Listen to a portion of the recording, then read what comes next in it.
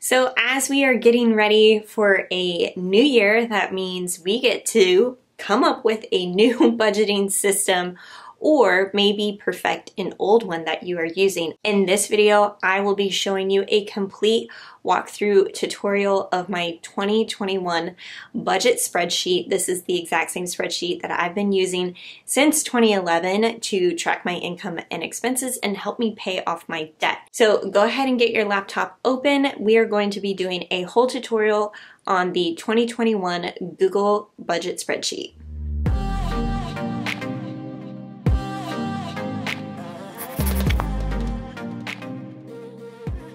Hey guys, it's Justine with Debt Free Millennials, the channel to help you crush your debt and live payment free. If you are into debt free living, then the number one tool that is going to help you get out of debt is your budget. And I have been perfecting my budget spreadsheet for the past almost 10 years.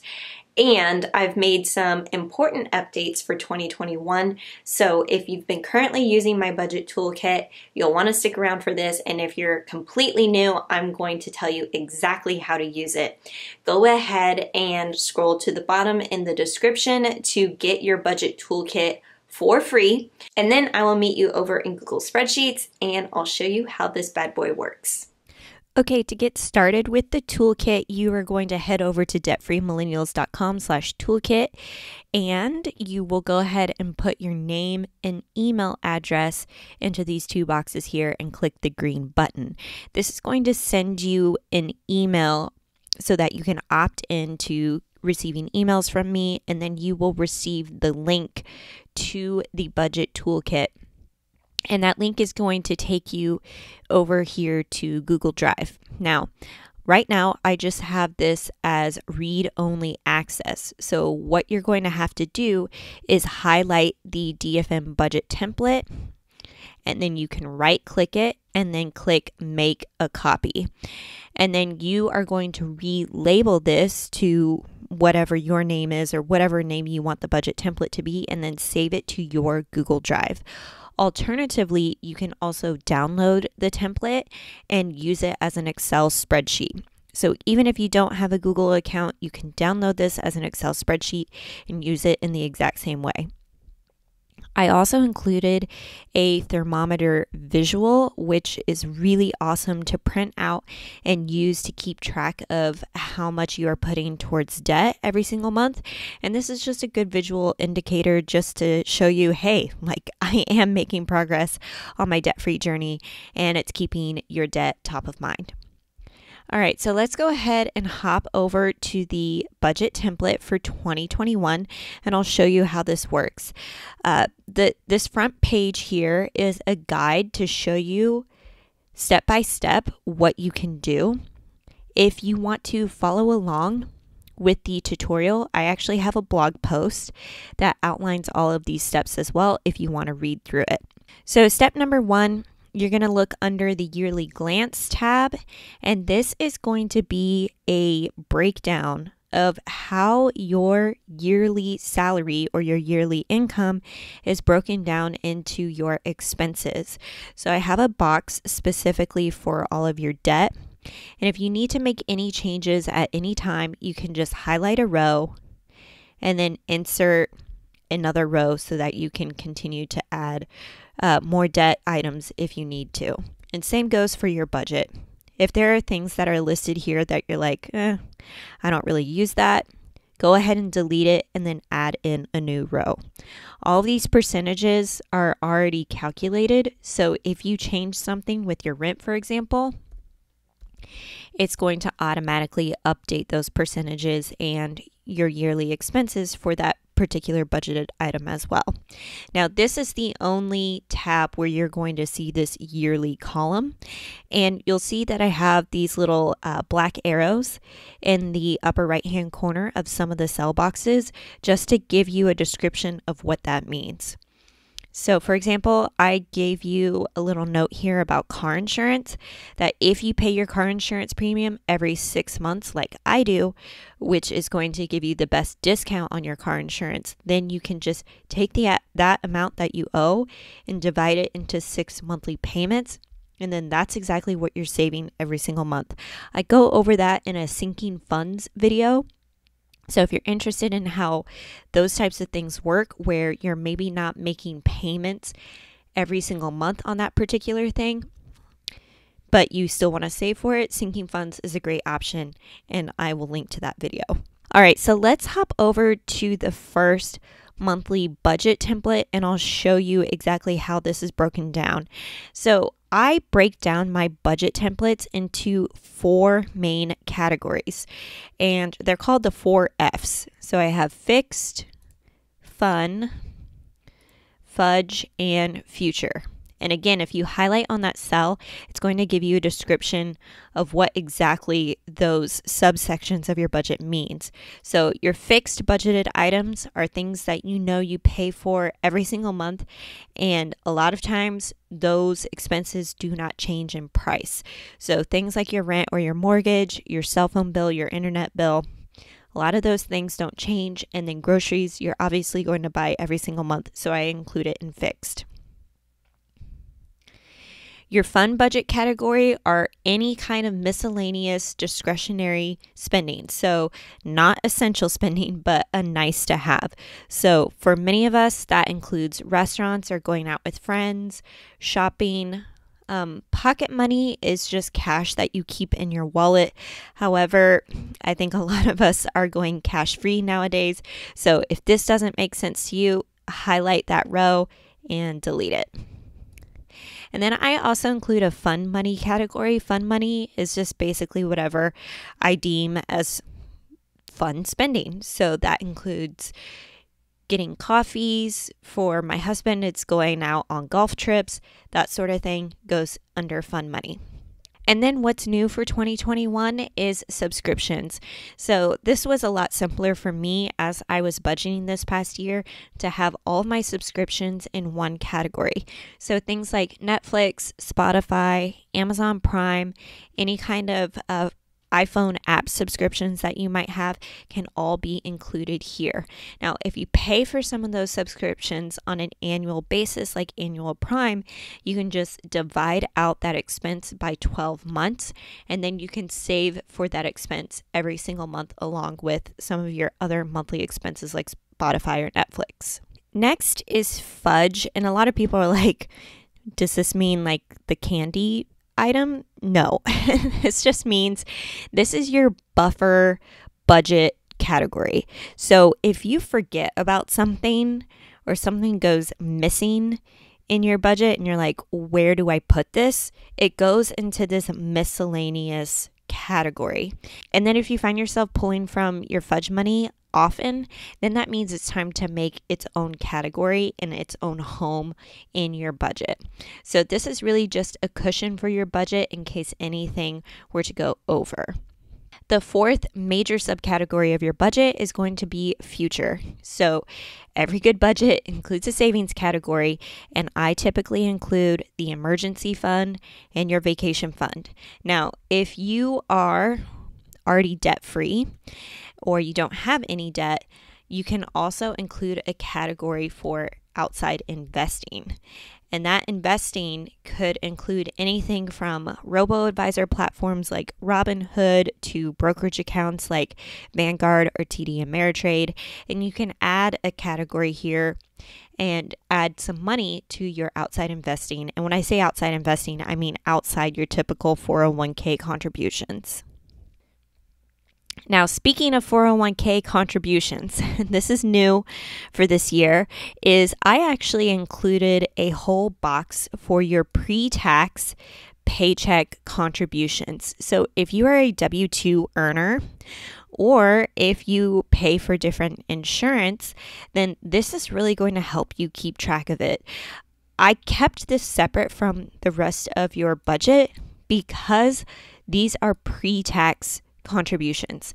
So you're actually not paying for these things outside of your take home. So this is before your take home, right? But I think it's so important that we pay attention to these things because a lot of times when I was earning a W-2 paycheck, I just looked at the bottom line. What am I actually taking home?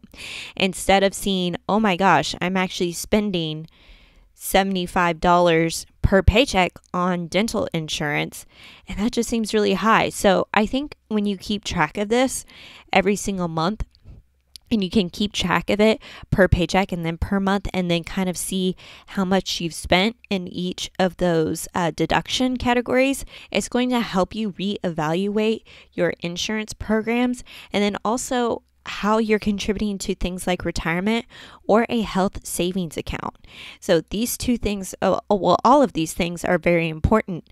But if you're overpaying in anything like health insurance or vision or dental, it's a great way to check back in with yourself each year when open enrollment happens, so that you know, okay, this is exactly how much I want in this type of coverage and how much I'm going to be spending. Just keeps that awareness top of mind. Now, going back up to the top, you're going to have a complete box for all of your debts, just like the yearly glance. And you're going to see all of your debts listed here. And you can add different debts and change these around as you need it. I just put these in as an example. So you're going to list out your debt, the minimum monthly payment, what you actually paid for that month. So the goal is to actually pay more than the minimum. And then I also added interest rates because I think it's a good idea so that you can rearrange things if you are using the debt snowball method or the debt avalanche method especially. Debt avalanche is paying off your debt according to the highest interest rate, so then you can reprioritize some of these debts. So in this example, you would be paying off the Chase credit card first and then working your way down to Discover and so on. And then you'll have the total debt balance and list that and update that every single month. And then over here is your income box. So your forecasted section is what you think you will bring home in income and what you think your total monthly expenses will be. And then in the actual column, this is what you actually made for that month. So sometimes if you are receiving income from side hustling, picking up extra side jobs, or selling unwanted items, that needs to be reported in your budget as income.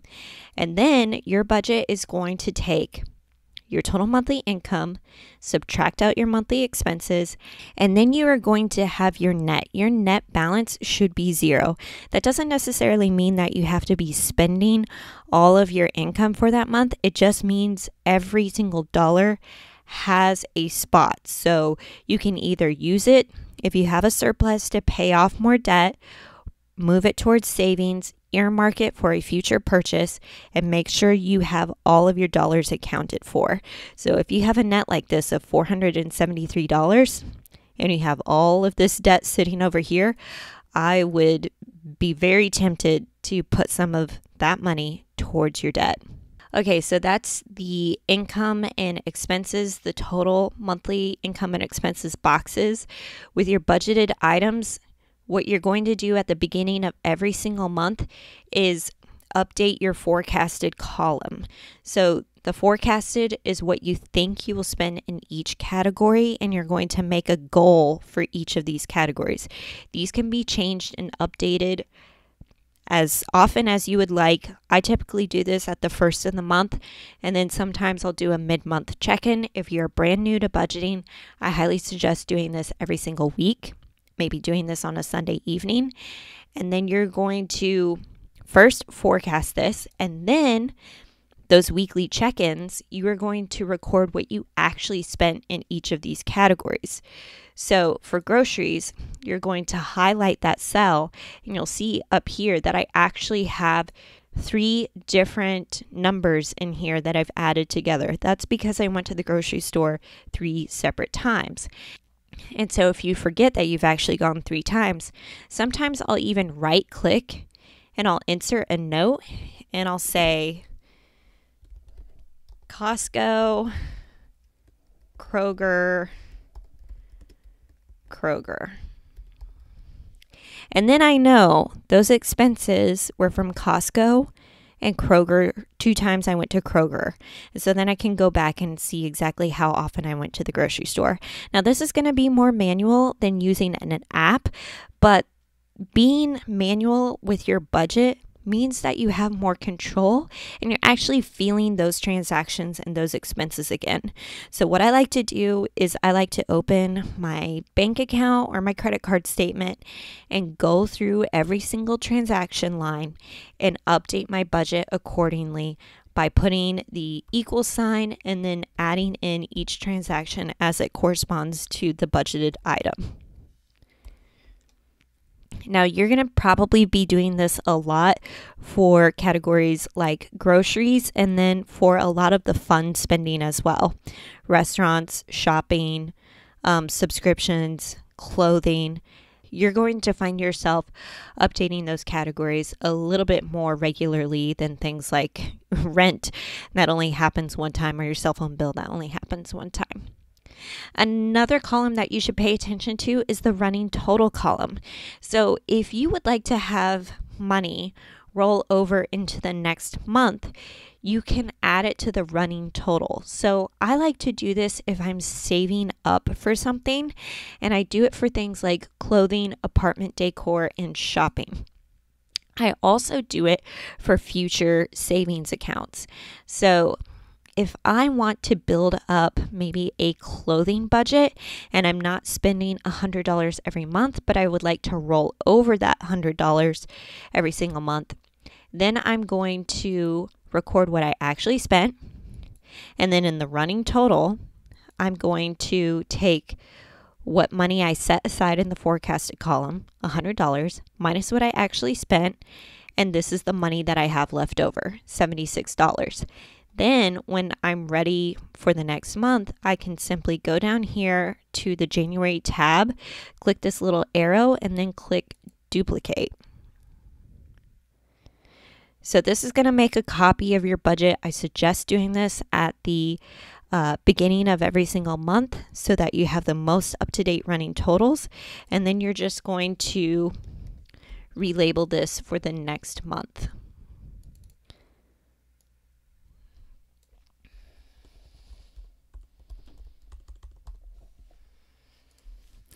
Just like that.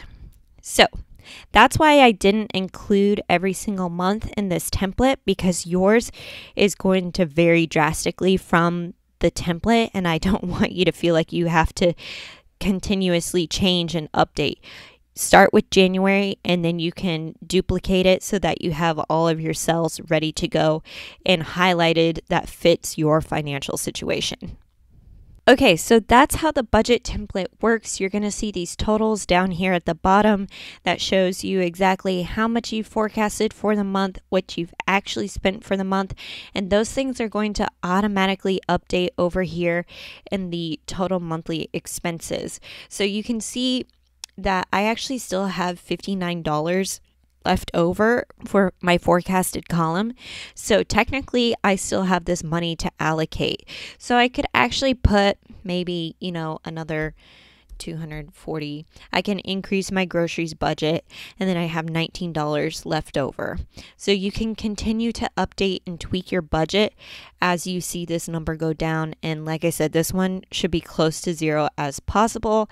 If you have money left over, it needs to be allocated. If you have a negative amount, that means you went over budget and you need to fix some things. All right, so that's a quick rundown of my budget toolkit template. I hope you find this tool helpful, and if you have any questions, hop over into the comments. I'm happy to answer them. Okay, so that is your complete rundown of the Debt Free Millennials budget toolkit. I'm curious in the comments below what you think of this tool, if this is something that you're currently using or you're just starting to use. What do you think?